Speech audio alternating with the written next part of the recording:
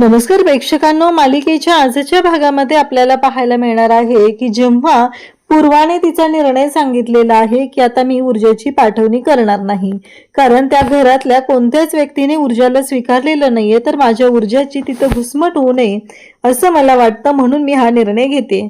आणि त्याचबरोबर मी तुमच्यावरती ऑर्डर सोडत नाहीये किंवा रागाने किंवा अहंकाराने बोलत नाहीये, तर माझ्या मनामध्ये ऊर्जाबद्दलचं प्रेम आहे आणि त्यासाठी या सगळ्या गोष्टी बोलते असं तिने सांगितलेलं असतं.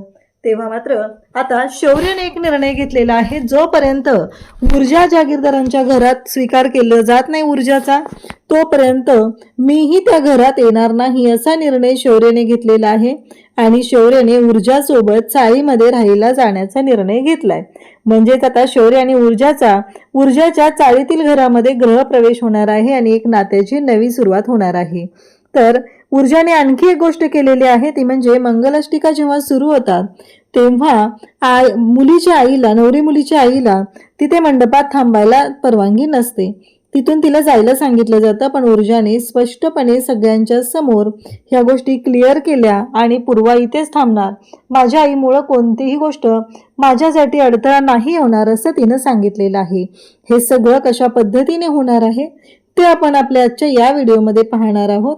त्यासाठी व्हिडिओ शेवटपर्यंत पहा. त्याचबरोबर चॅनलवरती नवीन असाल तर चॅनलला नक्की सबस्क्राईब करा. इकडे ऊर्जा आणि शौर्य यांच्या लग्नातले विधी सुरू झालेले असतात. सप्तपदी दोघं चालत असतात, एकमेकांना 7 वचनं देत असतात. आयुष्याची साथ देण्याचं वचन दोघंही एकमेकांना देत आहेत. आणि त्याचबरोबर इकडे आपल्याला पाहायला मिळतं ते म्हणजेच शौर्य आणि ऊर्जा दोघंही खूप आनंदात आहेत. अगदी आनंदाने ते खुश आहे, त्यांच्या चेहऱ्यावरती ते तेज दिसत आहे, तो आनंद त्यांच्या चेहऱ्यावरती दोघांच्याही स्पष्ट दिसत आहे. इकडे शौर्य ऊर्जाला जवळ घेतो आणि आता अग्नीच्या भोवती सप्तपदी ते दोघंही चालत आहेत. खऱ्या अर्थाने दोघांच्या नवीन आयुष्याची सुरुवात होत आहे, नात्याची नवी सुरुवात होत आहे. आणि त्याचबरोबर ऊर्जा आणि शौर्य दोघंही एकमेकांकडे पाहत असतात. दोघांनाही हा जो सोहळा आहे, हा आनंदाचा सोहळा दोघंही एन्जॉय करत आहेत, अगदी आनंदात आहेत. खूप छान असा हा सोहळा आहे, कारण आजीचा सपोर्ट आणि ऊर्जासोबत पूर्वा खंबीरपणे उभी आहे. आणि त्याचबरोबर त्यामुळं कोणत्याच गोष्टीचं टेन्शन घ्यायची गरज नाही, कारण शिर्के आलेला होता. शिर्केला सुद्धा पूर्वाने आणि आजीने सडेतोड उत्तर देत तिथून हाकलून लावलेला आहे. तर आता इकडे आदित्य वाट बघत असतो. आजीला त्याने व्हिडिओ कॉल करायला सांगितलेला आहे. एकदा का आजीचा व्हिडिओ कॉल आला की हे लग्न आपल्याला अटेंड करायला मिळणार आहे, हा आनंद त्याच्या चेहऱ्यावर स्पष्ट दिसत असतो. आजीने पण आठवणीने लग्न लागणार आहे त्यावेळी व्हिडिओ कॉल केलेला असतो. तीर्थाला आणि सोनलला दोघींनाही बोलवलं जातं. तिघही आता व्हिडिओ कॉलवरती असतात आणि मग सोनल म्हणत असते, अगं तीर्था, खरंच म्हणजे तुझी जी आयडिया आहे ना मला खूप आवडली. म्हणजे मला तर प्रश्न पडला होता की आपण ह्या लग्नाला कसे जाणार, पण इथे काकांच्या समोर बाबांचंच काही चाललेलं नाहीये, पण तीर्था तुझ्यामुळे हे लग्न आपण अटेंड करू शकतो.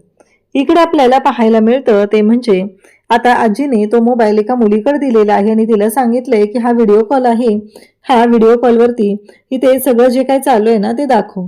मग मुलंही खुश आहेत. आता शौर्याच्या लग्नाला दोघंही येणार असतात.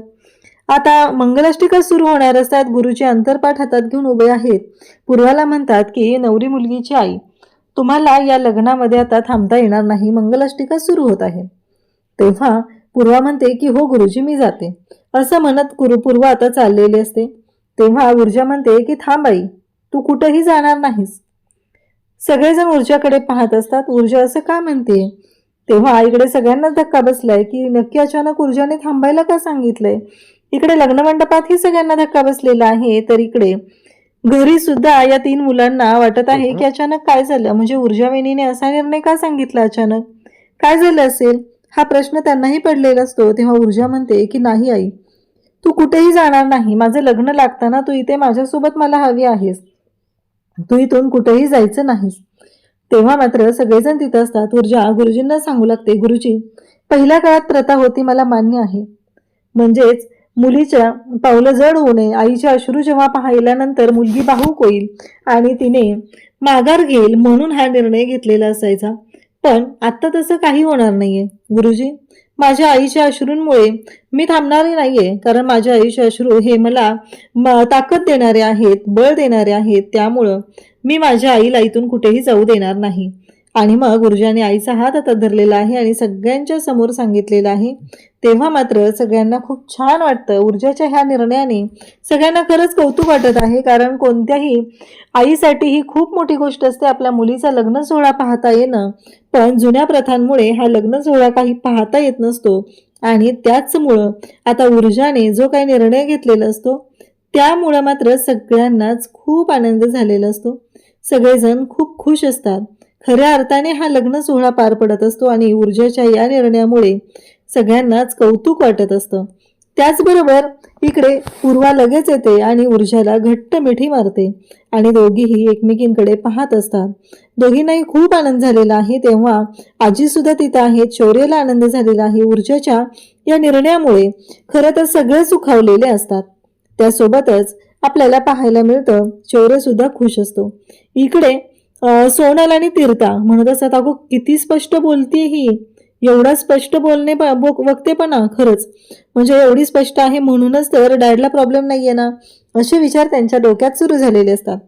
इकडे सगळेजण आता थांबलेले आहेत आणि मंगलाष्टिका सुरू केल्या जाणार असतात. शौर्य, ऊर्जा, पूर्वा, आजी सगळेजण तिथं असतात. आणि मग ऊर्जा आईला म्हणते की आई तू रडू नकोस हा, म्हणजे बघ ना माझा पचका होईल आता जर तू रडली तर सगळे मला काय म्हणतील, बघ तुझी आई स्ट्रॉंग नाहीये, कारण मी आता सगळ्यांना सांगितलंय ना माझी आई स्ट्रॉंग आहे ते, आणि आता जर तू रडलीस तर मग काय उपयोग आहे सांग बरं.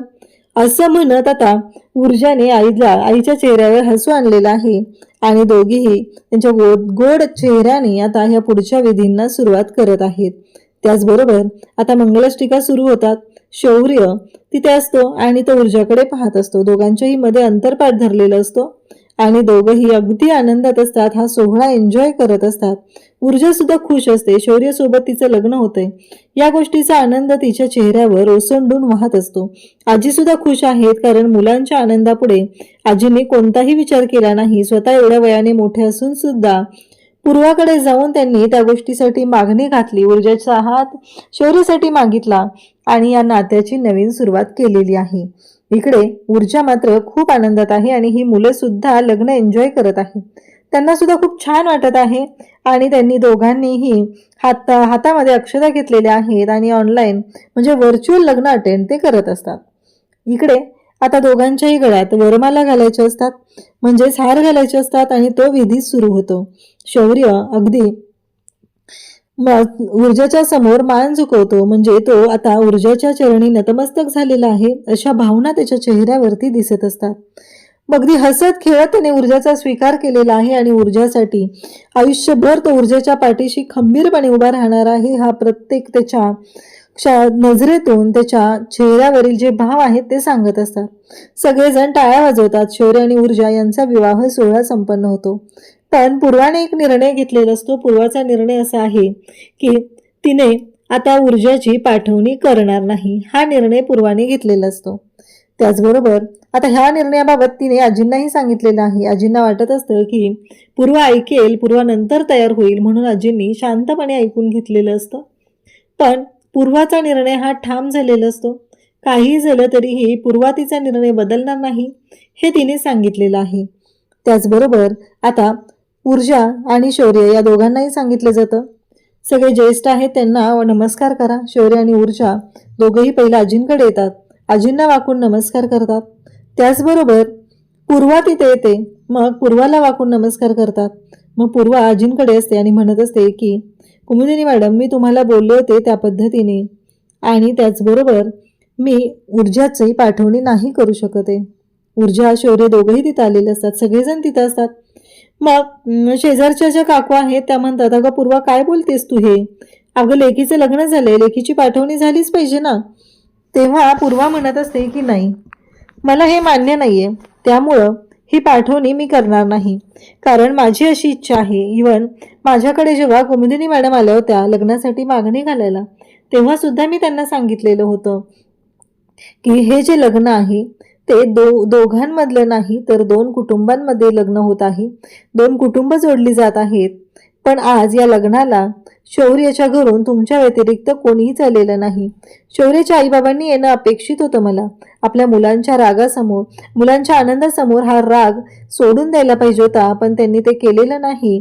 आणि त्याचबरोबर त्यांनी माझ्या मुलीचा कसा स्वीकार करतील, कारण मला याबद्दल शंका आहे. तुम्ही दोघंजण तिच्या पाठीशी खंबीरपणे उभे आहात, पण माझ्या ऊर्जाची घुसमट होईल.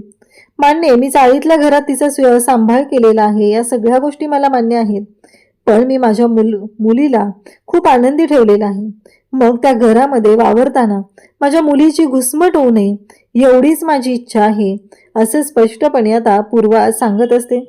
तेव्हा मात्र आता इकडे घरी हे मुलं बोलत असतात. आदित्यला म्हणत असतात की कसं आहे, काही झालं तरीही ऊर्जा वहिनी ही दिव्या वहिनीचीच बहीण आहे, त्यामुळं मला कळत नाहीये की नक्की काय करायचं आहे, कारण ती पण तशीच असेल तर. तेव्हा आदित्य म्हणतो नाही नाही, कसं आहे, शौर्याने निर्णय घेतलाय, त्याचबरोबर आजीने तिला पास केलेलं आहे, म्हणजे ती तशी नाहीये.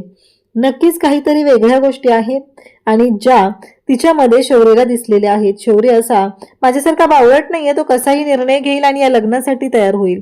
शौर्याने जो निर्णय घेतलेला असणार आहे तो अगदी मनापासून असणार आहे, त्यामुळं त्याच्या निर्णयावर आपण शंका घ्यायची नाही, असं मुलांना सांगितलं जात असतं. आणि त्याचबरोबर इकडे आता सगळ्यांच्या समोर पूर्वाने सांगितलेलं आहे, पूर्वाचा हा निर्णय ठरलेला आहे. पूर्वाने स्पष्टपणे सांगितल्यामुळं सगळेजण तिला म्हणत असतात, अगं पण असं नको करू. शेवटी आजी म्हणतात की ठीक आहे चला, असं तुम्हाला वाटतंय की नाही, पण माझ्या गाडीतून मी तुमच्या चाळीच्या घरापर्यंत तर सोडू शकते ना तुम्हाला. तेव्हा पूर्वा म्हणते की काहीच हरकत नाहीये. पूर्वाने ही गोष्ट सुद्धा मान्य केलेली आहे. आणि त्याचबरोबर इकडे पाहायला मिळतं ते म्हणजे ऊर्जा म्हणते, पण शौर्य म्हणतो की जिथं ऊर्जा आहे तिथंच मी राहणार आहे, मी पण घरी जाणार नाहीये. तेव्हा पूर्वा म्हणते की हो, ते तुझंच घर आहे, तू कधीही येऊ शकतोस. त्यानंतर आता ऊर्जा म्हणत असते की पण शौर्य नको, म्हणजे तुझं घर केवढं, मग आमचं घर केवढं तू बघितलंय, म्हणजे अगदी सुरुवात होता संपते, तुझी गैरसोय होईल, असं नको करू, म्हणजे तू येऊ नकोस, असं ती म्हणत असते. तेव्हा शौर्य म्हणतो काय नाहीये तिथं, आत्ताच आई बोलले ना माझं घर आहे, माझी गैरसोय कशी होईल. तेव्हा ऊर्जा म्हणते एसी नाहीये ना तिथे, मग तुला गरम होईल, तुला चालणार नाहीये. आणि त्याचबरोबर हे सगळं जेव्हा घडत असतं तेव्हा मात्र पूर्वाने स्पष्टपणे सांगितलेलं असतं की काहीच हरकत नाहीये. आणि या लग्नामध्ये आता शौर्याने निर्णय घेतलेला आहे, तो म्हणजे पूर्वाच्या ऊर्जाच्या घरी, ऊर्जाच्या माहेरी राहायला जाण्याचा. त्यामुळे इकडे आता सगळेजण पाहत आहेत. आणि मग शौर्य म्हणतो की चला, मग तो म्हणतो की जोपर्यंत ऊर्जा त्या घरात येणार नाही तोपर्यंत मी सुद्धा येणार नाही. ऊर्जाचा गृहप्रवेश, त्यानंतर माझा गृहप्रवेश, असं सगळं त्याने ठरवलेलं असतं. आजी म्हणतात की चालेल, आता तुझ्या निर्णयाचा मी आदर करते. आणि आणखी एक गोष्ट पूर्वा मी तुला सांगते, आणि ती म्हणजेच की काहीही झालं तरीही लवकर ऊर्जाचा गृहप्रवेश करायचा आणि मानाने जागीरदारांच्या घरी तिला घेऊन जायचं, ही जबाबदारी माझी, असं आजींनी शब्द दिलेला असतो. आणि त्याचबरोबर आजींनी स्पष्टपणे सांगितलेलं असतं. आणि त्यानंतर आपल्याला पाहायला मिळतं की हा निर्णय फायनल झालेला असतो आणि शौर्य सुद्धा खुश असतो. शौर्य आणि ऊर्जा आता आजीच्या गाडीतून चाळीतील घरी जायला निघालेले आहेत. हा जो निर्णय त्यांनी घेतलेला आहे त्यामुळं दोघंही खुश आहेत. फायनली त्यांच्या आयुष्याची नवीन सुरुवात होत आहे. इकडे चाळीतील घरी आता गृहप्रवेश करायचा असतो, पण शौर्य सगळ्यांना म्हणतो की एक गोष्ट प्रॉब्लेम होतोय, तो म्हणजे मुलगी जेव्हा सासरी जाते तेव्हा ती रडत असते, पण मला रडूच येत नाहीये, कारण मी माझ्या सासरी जाताना मी माझा निर्णय घेतलेला आहे, माझं ज्या मुलीसोबत लग्न होत आहे त्यामुळं मी आनंदी आहे आणि त्याच एका गोष्टीमुळं मला रडू येत नाही, असं शौर्य सांगत असतो. सगळेजण हसत असतात. आता शौर्य आणि ऊर्जा चाळीतील घरी येतात तेव्हा आजी सुद्धा तिथे आलेले असतात. आजी सुद्धा त्या दोघांच्या सोबत आहेत आणि फायनली त्यांचा निर्णय झालेला असतो. आणि त्याच वेळी पाहायला मिळतं ते म्हणजे आता ऊर्जा आणि शौर्य या दोघांचंही स्वागत केलं जातं, गृहप्रवेश होतो आणि मग आजी इकडे घरी जायला निघतात. घरी गेल्यानंतर मात्र जेव्हा या सगळ्या गोष्टी घडत आहेत तेव्हा मात्र आता आजींना तिथे विचारलं जातं शौर्यबद्दल. हर्षवर्धन त्याचबरोबर विजया दोघंही विचारू लागतात की शौर्य कुठं आहे. तेव्हा आजी म्हणतात की शौर्य नाही आला, तो ऊर्जाच्या घरी राहायला गेलेला आहे. जोपर्यंत ऊर्जाचा तुम्ही स्वीकार करत नाही तोपर्यंत शौर्य या घरात राहायला येणार नाही असा निर्णय शौर्यने घेतलाय असं सांगितलेलं असतं. तेव्हा मात्र आता विजया आणि हर्षवर्धन या दोघांच्याही पायाखालची जमीन सरकते. म्हणजे आजींनी एवढ्या समजूतदारपणे निर्णय घेतलेला असतो. पूर्वाच्या निर्णयाला पाठिंबा दिलेला आहे, शौर्याच्या निर्णयाचा सुद्धा आदर केलेला आहे आणि घरी येऊन आजींना माहिती होतं की त्यांना काय फेस करावं लागणार आहे, तरी सुद्धा ते आपल्या नातवाच्या आनंदासाठी त्याच्या पाठीशी खंबीरपणे उभे आहेत. अशाच अपडेटसाठी चॅनलशी कनेक्ट राहा. थँक्यू.